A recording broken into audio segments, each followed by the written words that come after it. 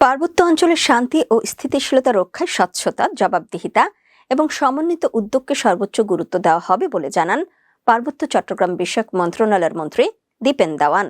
22 ফেব্রুয়ারি বিকেলে ঢাকা সচিবালয়ে মন্ত্রণালয়ের সভাকক্ষে কর্মকর্তা কর্মচারীদের সাথে মত বিনিময় সভায় তিনি একথা বলেন।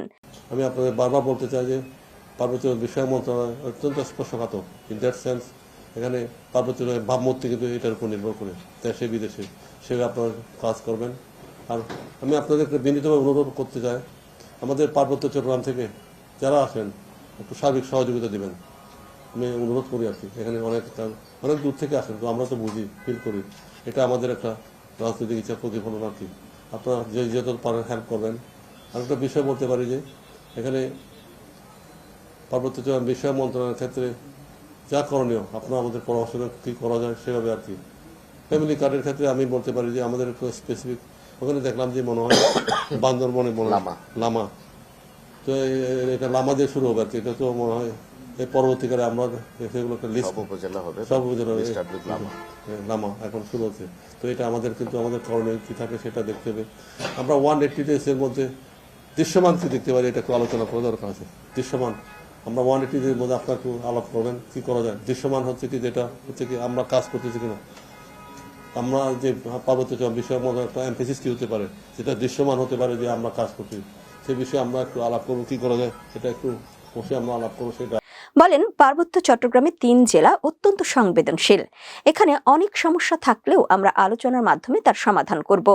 আমাদের মূল লক্ষ্য হলো কাজের মাধ্যমে এগিয়ে যাওয়া।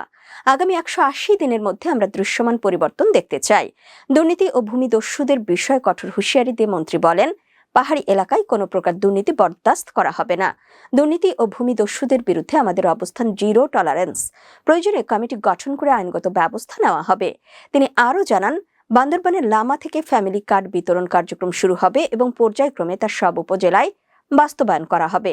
এলজিডি ও শিক্ষা মন্ত্রণালয় সহ সংশ্লিষ্ট সব দপ্তরের সাথে সমন্বয় করে কাজ করার জন্য তিনি কর্মকর্তাদের নির্দেশ দেন। সভায় বিশেষ অতিথির বক্তব্যে পার্বত্য চট্টগ্রাম বিষয়ক মন্ত্রণালয়ের প্রতিমন্ত্রী মীর মোহাম্মদ হেলাল উদ্দিন বলেন, আমরা শুধু আনুষ্ঠানিকতার জন্য আসিনি। প্রধানমন্ত্রী তারেক রহমানের নির্দেশনায় দেশের মানুষের কল্যাণে বিরামহীন কাজ করতে এসেছে। 180 দিনের প্রস্তাবনা বাস্তবায়ন আমাদের অঙ্গীকার।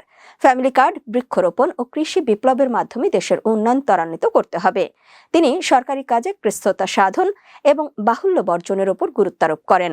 মন্ত্রণালয়ের সচিব মোহাম্মদ মিজানুর রহমান বলেন, নির্বাচনী ম্যানিফেস্টো অনুসরণ করে আমরা 180 দিনের কর্মসূচি সফল করতে বদ্ধপরিকর। 5 কোটি বৃক্ষরোপণ ও ফ্যামিলি কার্ড বিতরণ সহ সরকারের সকল নির্দেশনা নিষ্ঠার সাথে পালন করা হবে। সভায় মন্ত্রণালয়ের ঊর্ধ্বতন কর্মকর্তা ও কর্মচারীগণ উপস্থিত ছিলেন।